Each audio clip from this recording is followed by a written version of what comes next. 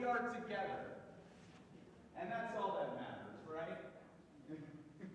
Thank you all so much for joining us here. When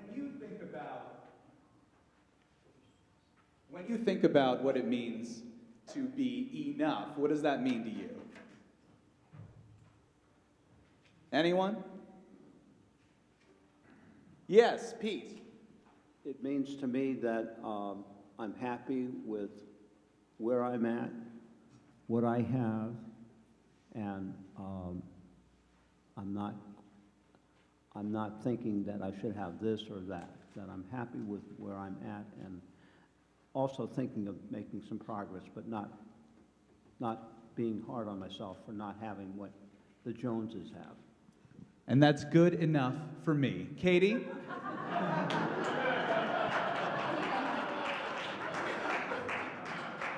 Thank you. Thank you so much, John, wherever you went. That was perfect. And Pete, that was absolutely perfect introduction for what I'm going to do today. And I want to say thank you all for your grace. Sometimes things go a little bit sideways and we keep going, and we're still good enough. I'm Katie. I'm the Director of Children's Ministry here at UUC Phoenix.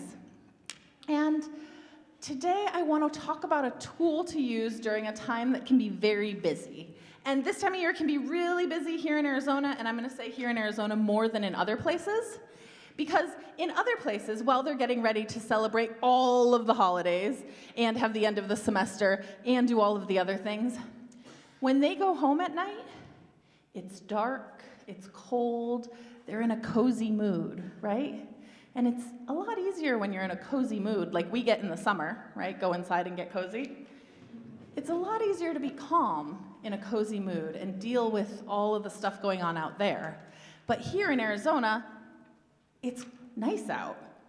And so it's the exciting time of year, and it's the exciting weather, right? And we want to go outside and be on the playgrounds, and we want to go to all the festivals. How many people attended a festival or a walk or a parade or something like that this weekend?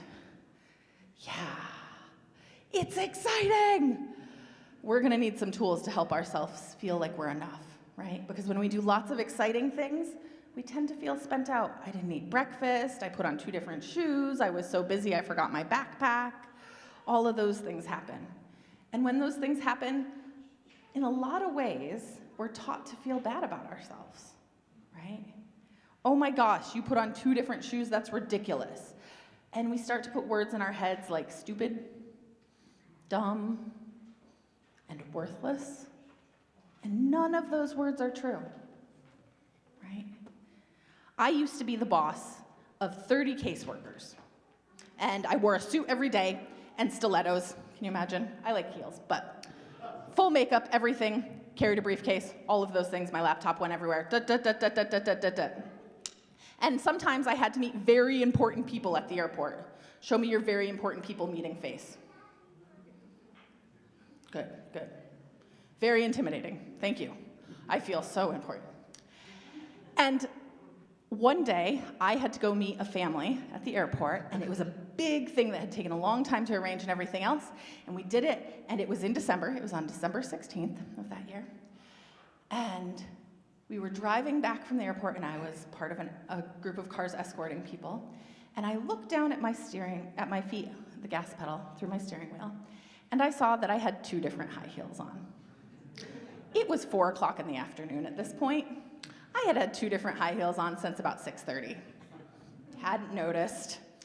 Sometimes we just do that, and sometimes it feels ridiculous, and sometimes it's a really good story. And sometimes years later, you find out that that Cuban 12-year-old that you were traveling with thought it was just an American thing. So the first tool we have is knowing that things make good stories and figuring out, yeah, I'm messing up right now, or right now is frustrating. Just start planning the story now. You don't have to tell it now, but think about it as once upon a time. You broke all the plates, washing up from a meal. Okay, before you even wipe them up or sweep, go, once upon a time, I was doing dishes and I failed. Or, boy, did I ever do the dishes. Just start telling your story. The other way is to tap into your sensory stuff. And so in this one, we're not going to walk through the whole thing. I want you to think about it as a skill, is to think about yourself as a seed.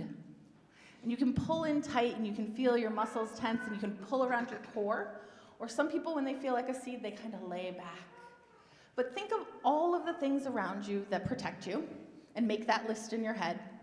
And think of your little seed self, and think of the things that nourish you. And that might be food and water and all of those things, but it might also be friendships, phone calls, it might be TV shows, it might be video games. Think of all those things. And then know this one thing. So if you're stressed out, you're doing that, think of your little seed self, and then tell yourself this: I'm a seed. I have no idea what kind of plant I'm gonna be. Because the little baby seed in the ground doesn't know what kind of tree it's going to be.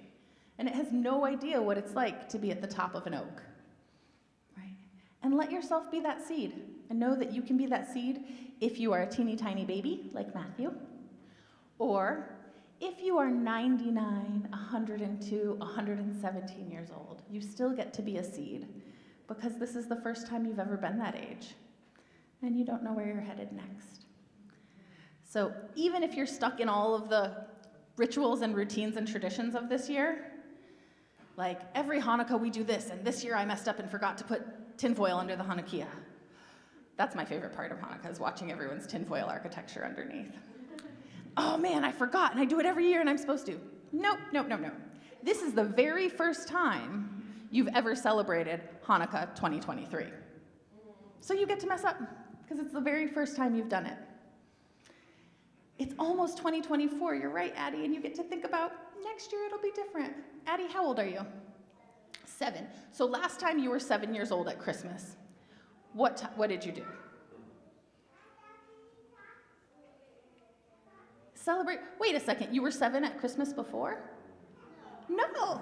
Oh, you were 6. So this year it might be different because you're a whole different age. So let yourself feel that little seed, and you can carry it in your hand, you can carry it in your tummy, in your chest. But also know, whatever it is, you're enough. And think about Pete's words: you're whole, and you're worthy, and you're loved. Thank you, everyone.